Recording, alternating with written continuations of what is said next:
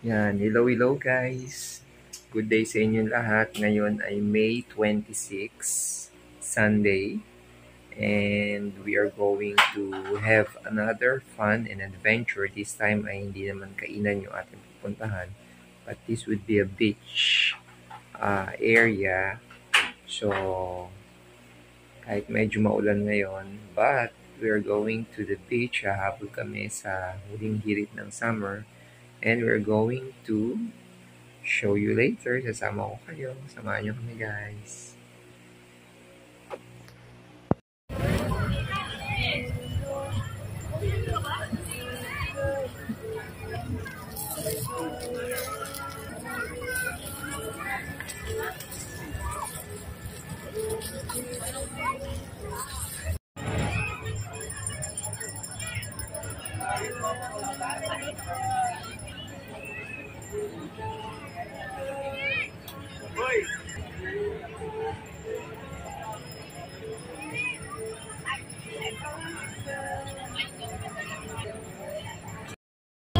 Guys, we're here already at the Driftwood.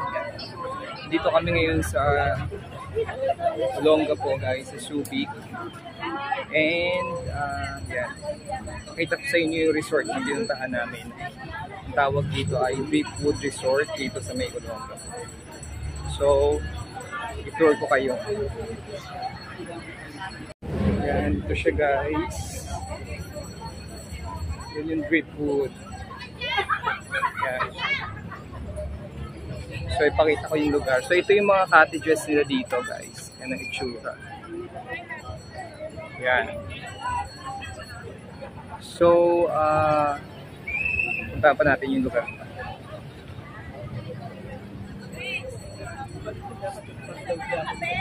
Malaki yung beach dito. And then, yung cottage nila, worth 1,000. And then, ang entrance fee is only 25 pesos. Tapos sa loob, marami ring mga nagtitinda. Yan, may mga saging, may mga mangga, at meron din tindahan dito. So, pakita ko lang muna yung buong itsura ng ng resort. So, magkakatabi lang din sila dito. So, yan yung Driftwood. So, ganito ang itsura niya dito, guys. So, let's see. Pag bumaba ka, medyo, ano siya, no? Medyo lalakad ka ng konti papunta dun sa beach. Pero okay lang naman. So far, isa to sa pinakamura dito sa Driftwood. Kasi last time sa Samba kami nagpunta ang entrance niya ay 250 pero dito 25 pesos and then yung cottage is 1,000 pesos. So yun yung mga itsura ng cottages nila. So ganyan lang siya. And then may iba tent pinching din dito. Pwede rin kayo mag-tent. Tingin ko yung mga taga rito nag-tent na lang sila. Yan. Kami nagpunta lang dito for a day tour activity lang. So, hindi na kami magstay overnight para lang ma-experience namin yung dagat before the end of summer. Actually, ngayon medyo gloomy yung panahon kasi may bagyo actually. So, ito yung first typhoon ngayong taon, 2024 dito sa Pilipinas. So, mas maganda namang siyang mag-beach kasi hindi siya sobrang init ngayon. So, yan, ganyan itsura dito nung Driftwood. Kung gusto nyong puntahan guys, so this is in Subic din. Actually, dikit-dikit naman na yung mga dito, no? Yung mga beaches dito.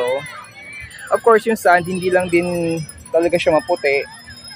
Dahil syempre, alam niyo naman, sa north, hindi naman ganun talaga kaputi yung mga niya, yung mga sands niya. Pero, maganda na rin kasi you can just relax here, no? Mas malapit siya sa Metro Manila compared doon sa ibang resorts.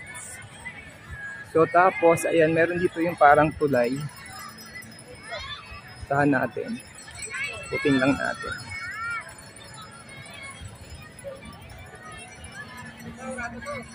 Ganyan siya.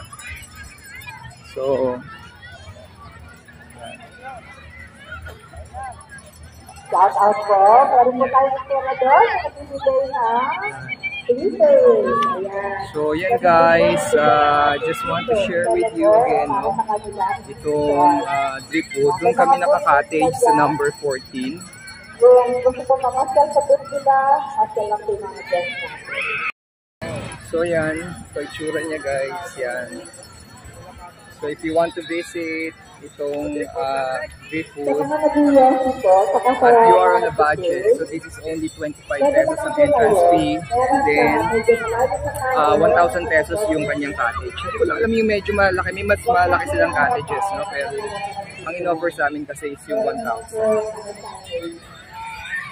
So pakita ko lang yung dagat bago ako umakit dun sa cottage para at least makita nyo. Ganyan siya guys. So if you want to swim, Cab. Ano, malamig ba?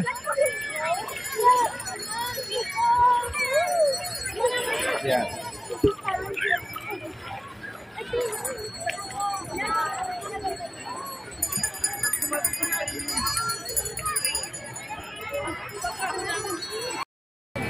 So yun guys, ganyan lang yung itsura dito.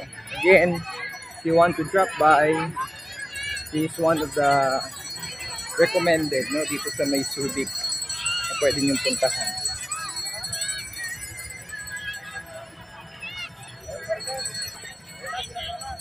So yun guys, this is a short video. I hope na again, na-enjoy ninyo at meron din ulit kayo matutunan sa vlog na to. So thanks for watching guys. Bye bye.